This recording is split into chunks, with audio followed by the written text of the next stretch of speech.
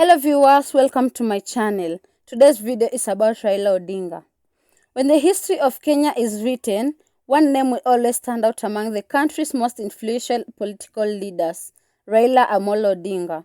For more than 5 decades, he stood at the center of Kenya's political landscape.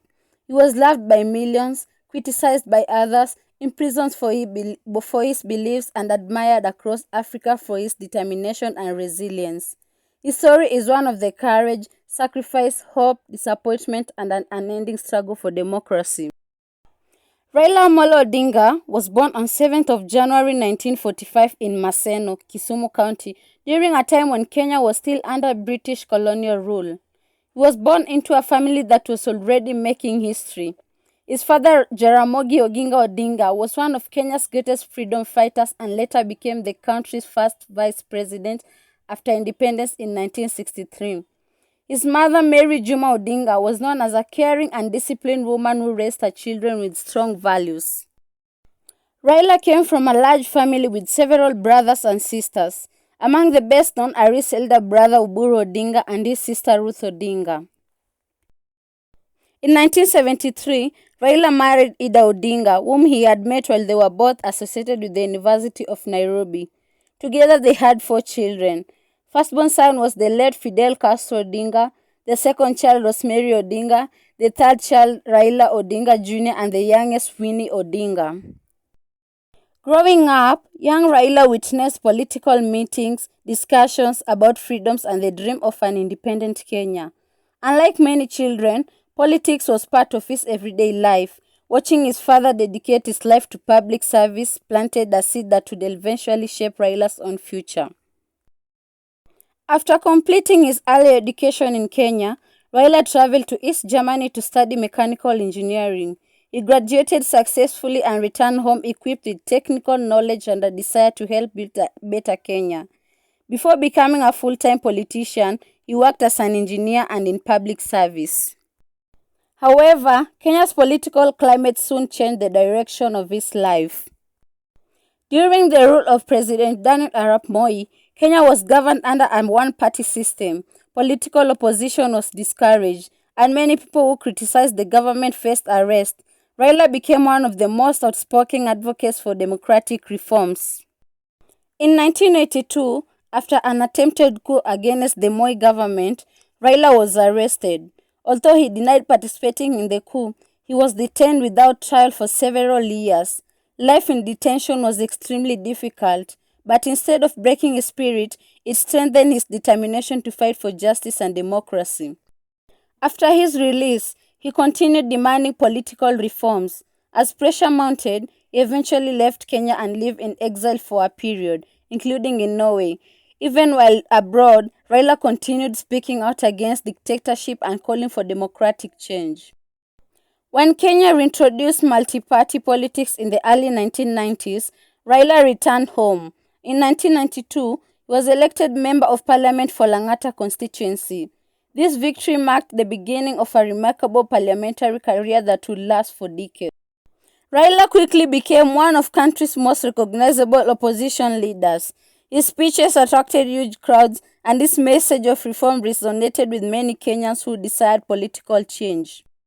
The year 2002 became a turning point. Raila helped unite opposition parties into a powerful coalition that challenged the long-ruling KANU government. During the campaign, he famously declared Kibaki Tosha, endorsing Mwai Kibaki for president. The coalition won a historic victory, ending KANU's nearly 40 years in power. After the election, Raila served as Minister for Roads, Public Works and Housing before later becoming Minister for Energy. However, disagreements soon emerged between him and President Kibaki, especially over constitutional reforms. In 2005, Raila led the Orange campaign during the constitutional referendum. The Orange side defeated the proposed constitution, giving birth to the Orange Democratic Movement, commonly known as ODM. The party quickly became one of Kenya's strongest political movements. Then came the dramatic 2007 general election. Raila contested the presidency against the incumbent President Mwai Kibaki. The election was fiercely contested, and after the results were announced, the outcome was disputed. Violence broke out in several parts of Kenya, leaving more than 1,000 people dead and hundreds of thousands displaced. The crisis shocked the world. International mediators led by former United Nations Secretary General Kofi Annan helped negotiate peace. Their efforts resulted in a power-sharing agreement in 2008. For the first time in Kenya's history, the country had a prime minister. Raila Odinga became Kenya's first prime minister, while Moi Kibaki remained president. Together they led a coalition government that worked to restore peace and rebuild the nation. One of the greatest achievements during this period was the adoption of Kenya's 2010 constitution. The new constitution introduced county governments, strengthened the independence of the judiciary, expanded the Bill of Rights, and transformed the country's system of governance. Many historians consider it one of the most important milestones in Kenya's democratic journey. When the office of Prime Minister was abolished under the new constitution, Raila continued pursuing the presidency. He contested in the 2013 general elections against Uhuru Kenyatta. After losing, he challenged the results in the Supreme Court, but the court upheld Kenyatta's victory. 4 years later, in 2017, Raila again ran for president. In a historic decision, the Supreme Court nullified the presidential election because of irregularities and ordered a fresh election. Raila later withdrew from the repeat election, arguing that the conditions will not allow a free and fair contest. In March 2018, Kenya witnessed an unexpected moment that became known simply as the handshake. Raila and President Uhuru Kenyatta publicly reconciled after years of political rivalry. Their meeting helped reduce political tensions and promoted national unity. In 2022, Raila made another attempt to become president of Kenya.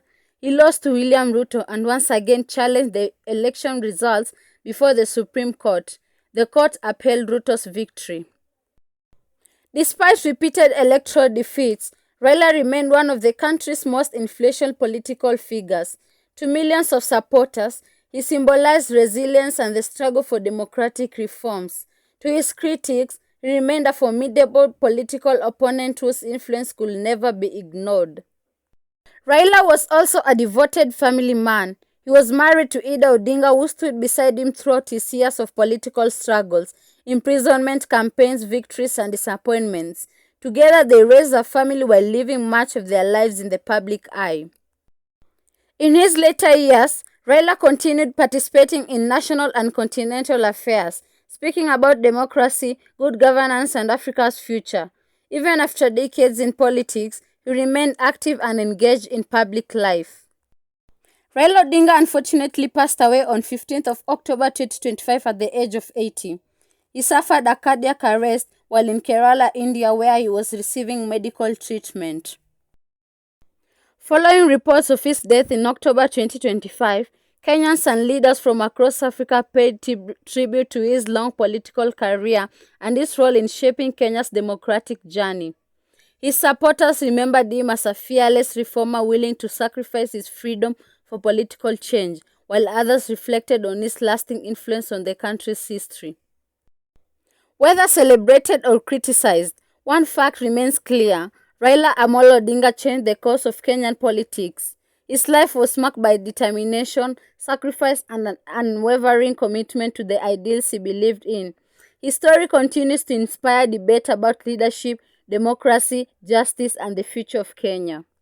His name will forever remain woven into the history of Kenya, a leader whose impact will be remembered for generations to come. That's all for today. Thank you for staying with me up to the end. Please like, share, and subscribe for more.